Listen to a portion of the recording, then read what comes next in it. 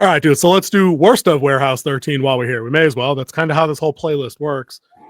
This was another struggle, but not picking, because I did exactly what I usually do. I go to the site, check the descriptions, look for like, something in the top 3, and then we're watching it again on this show out of context because neither of us really followed the show, but I think we're astute enough to know if this really is a clunker or not as far as a standard episode within a series like this that ran for 5 seasons.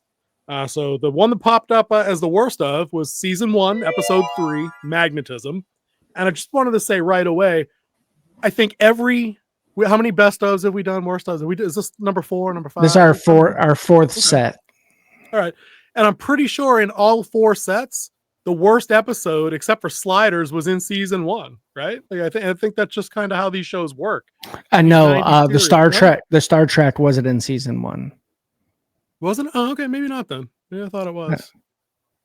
Oh no, because we didn't do. I was thinking Next Generation with the everybody knows that episode.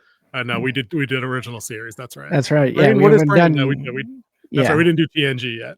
So, but anyway, these kind of shows that ran in the 90s and 2000s, because they were optioned by networks for 105 episodes in the first season or whatever, they were given time to kind of hit their stride. 22, 35. I don't know the number. I wasn't there. Right. But they're given opportunities to fail. Like all you really have to do is nail your pilot and make it intriguing enough to get like that series order. And then they give you kicks at the can. So you can flub a couple. You can get a crap episode like that episode of TNG. As racist as it may have been. Either which way. But in doing Warehouse 13, taking a look at Magnetism, besides a couple of spots of like spotty dialogue, I don't know that I would pick this as a worst of if I had seen all 64 episodes of this show. It seemed fairly in character for like what I would expect the rest of the series is. You get some goofy situation, you get some agents butting heads, they got to uncover a little mystery. Like, was this the worst thing you imagine this show could have offered? Well, I think this was the episode where they realized they need more than just the 3 main headliners, which is Artie, Pete, and Micah.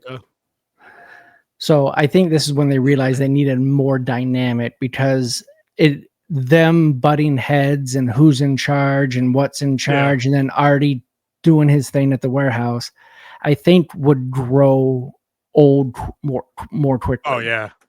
Oh, dude, so constant bickering would be obnoxious. I could definitely see why they just say this is the best of, because the writers kind of did start changing things after this one.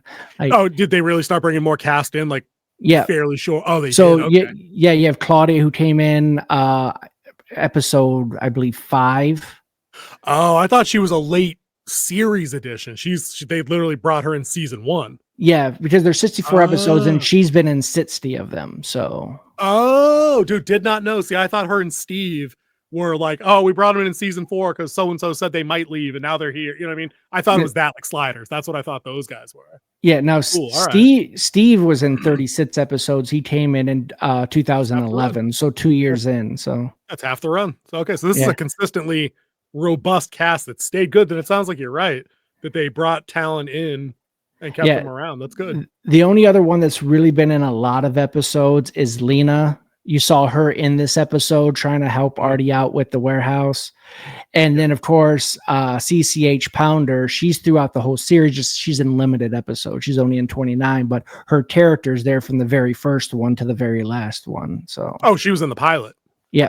Oh, cool. To see that you're stacking weight on the scales now of convincing me definitely to go back and take a look at this show. Like when I'm done X-Files again, I'm gonna watch a few more seasons of that. I'm gonna dip over to Warehouse 13. But yeah, this episode though, like if we put everything you just said in a vacuum, because we've only seen it in such a short dose, did you find was the bickering too out of control already by 3 episodes that this deserves to get the lowest number of votes for the show? Because it was unequivocally the lowest rated show in the series. When I looked, it was by far the lowest rated show. I guess I just didn't find it terrible, and I was expecting terrible. No, it's not terrible. I mean, it's better than most of the bad episodes you'll see now. I mean, it's better than most of the mid-grade shows you see now. I just think the writers were still getting their feet under them to kind of figure out what the series is going to be. They introduced a concept, and then they had like one episode of them like actually going to find an artifact, and now they're on their kind of like their second mission, even though in story I think it's like their fifth at the time. I got the impression they had been at it for like, we're both new on the job, and now maybe we're like a month or 2 months into the gig. Yeah. We're starting to know that's why the bickering of who's in charge is still going on. Yeah. Cool. So the episode, though, it plays like I imagine everything else does in a serialized show. It starts up, they get a job. The job in this one is Artie's kind of like surfing the early version of cool internet stuff and realizing there's weird supernatural stuff all popping off. Headlines are in the same town, but they're seemingly unrelated people that all kind of fall victim to this thing where the thing they hate most gets amplified in stages, and someone's gonna die. I don't think nobody dies though, right? The old lady doesn't die, the kid doesn't die. Surprisingly, the nun survived. Maybe she could fly, dude. I mean, they don't really show you the impact, you know. But I mean, so yeah, you couldn't back then. Dude, that's what I'm saying, and I appreciate that. Yeah, I was noticing that with X-Files too. You know, for all the gore on that show, at some points they do kind of conceal certain things that you don't need to see. Like, I don't need to see the impact point when somebody jumps. I don't need to see that. No, implied. No one does. So Micah and Pete show up to this town. They're immediately in like bicker mode because the most recent job they went on, there wasn't a clear chain of command. She's bitching at him. He's bitching at her. They were what were they trying to steal? They were trying to steal the guillotine blade that killed Marie Antoinette. Yes, a museum exhibit, and replace it. They were trying to swap it for a non-dangerous one, and of course he steals it and it like throws out like a burst. So I'm like, okay, wait, did he cause this whole thing to happen? So I didn't know enough about the show, but I like the premise that obviously we're trying to rip off Mission Impossible. He's got the vertical insertion into the museum. He's upside down trying to unwrench the guillotine blade, and then he drops the wrench, and I'm like, okay, I see what the show is. That's cool. Yeah. She's beating the crap out of 2 security guards. I'm like, all right, it's 2009, so I can't get pissed about that yet because we've been doing this before 2016. We always were. But I mentioned the diverse cast on this show. Thought I'd throw that out there. That's neither here nor there in this series of things. Because who hates CC Pounder? Nobody. Fucking nobody. But so anyways, they get to town.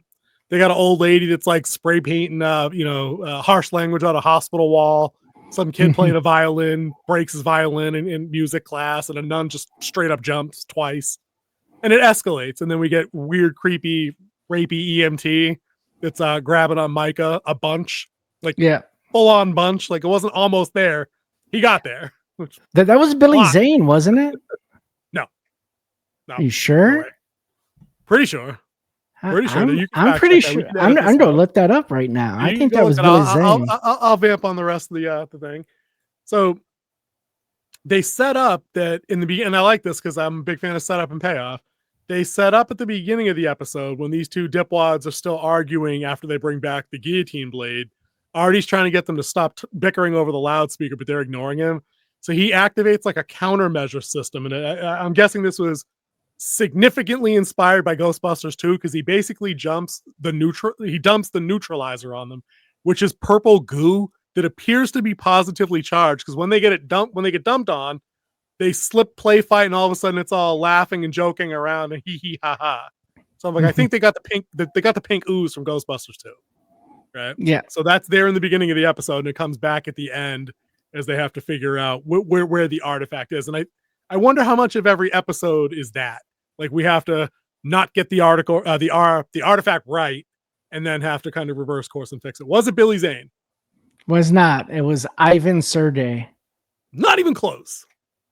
It wasn't even Billy Zane's sister, who was in Nightmare 6.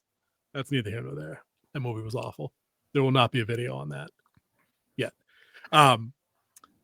So yeah, they get their bicker on, and I think that's where I was saying there's spots of bad dialogue that it got a little like it was just clunky, and then it came back at the end of the episode when the sheriff, who goes way off the deep end quick, like that escalated quickly. Everybody else, it was like in little dribs and drabs. He was just kind of like, don't mess with my town. Don't mess with my town. Don't mess with my town. Everybody get on the fucking ground. I've got a suicide vest and a gun. Like, okay. Oh, yeah, I won't let your kind ruin my town. You're spreading the disease. He basically said, you people. He basically said it. you know. And he was like, yeah, it's a virus, it's this, it's that. So that escalated like crazy. So some of the dialogue in the church when he was kind of calling out Micah and he was calling out Pete to show themselves, and he'd let the hostages go and this and that. So it was kind of clunky there, but I thought everything else worked as I would expect. Like I said, this show's episodes to work. So I don't see why fans of the show would have dunked on this episode in particular, because I was waiting for like a major gaffe or something that just did not work as a story beat. I can't find one. I didn't see anything. Did you see anything? No, I really didn't see anything. They might have been going after what they called the hacking and then testing the power grid, which was causing the lights to spark and then causing the power to go down. I think that might have been a little bit, because it kind of goes outside of what the warehouse is and how it's like off the grid in South Dakota. I wonder if we were to watch episodes 4, 5, and 6, like, is there a through line there? Like, is it Artie having to defend against? Because he identified a hacker. He was like, oh, he's trying. It's clumsy, but he can't do it. But then at the end of the episode, it's like all the little lights on his switchboard said knock, knock. I thought that was pretty cool. I think it's the introduction of Claudia. Oh, interesting. Interesting. Well, see, then I wonder how anybody that's watched the show and knew that would go with like retroactively give it a low vote. Because like that, I think is a good tie-in, because you think it's a threat, but it's somebody that wants to help or participate or. I think it was just the clunkiness of their investigation, and then just the whole power thing that was going on that made zero sense, because if someone's probing the power network to try to find you, which don't worry, it can't happen. It's not how that works. It's not how that works at all. But anyways, it wouldn't cause certain lights to like flicker out, and then he was like, oh, he's just testing around the circuit. I'm like, no, he's in your circuit, because it's your lights that are flickering, bro. So, if your light's throwing spark out of it, it's it's not out there, it's in here. Yeah. So I think that was a little clunky. And then of course him where he has to like axe the chair and then like has like a force field around it. Yeah. So he could douse the actual springs, which actually he just cuts the springs that cause it to dissipate its energy. I mean, I wonder if one of the criticisms of the show too could be that it was a chair that belonged to the priest's great grandfather, who did therapy or was a hypnotist and did therapy. And the priest is in there doing like, religious counseling for people that are coming in with trouble. And he just happened to get the chair, but he only got it a couple of weeks ago, because he says that. Like, he literally says, I don't know. It was my great grandfather's. I got it like 2 weeks ago. From where? Where the fuck did you get it from? So I mean, maybe it was that, but I don't know, man. For this kind of show, I mean, this is not the stuff that, like, when we rip apart modern stuff because they only have 10 episodes and everything has to make sense. I think this show just automatically gets more suspension of disbelief because it is goofy. It's intentionally goofy. Yeah, exactly. And that brings me to my question is, would this show deter you from watching the rest of it as it being the worst of? Dude, not remotely. Not remotely. And if anything, if I'm operating under the assumption that people voting on the site that we use that this was the worst episode, if this is the worst they could come up with, I'm actually encouraged to watch more of this show, on top of being encouraged to watch more based on your information about the pilot, based on your information about when certain characters joined the show, like characters that I thought joined much later are involved for much longer, and also the strength of the series finale. Like the series finale, if I'm going back to look at it, it's not like it spoils a bunch of stuff. Any idiot could probably figure Pete and Micah were supposed to be the Mulder and Scully, the Ross and Rachel, the AD and Elliot from Scrubs, and pick your sitcom couple. Like that's obviously something they do in like everything. They even did it probably in SVU at one point and put Stabler and Mariska Hargitay's character together. I'm sure that happened at least once. I think they had an affair.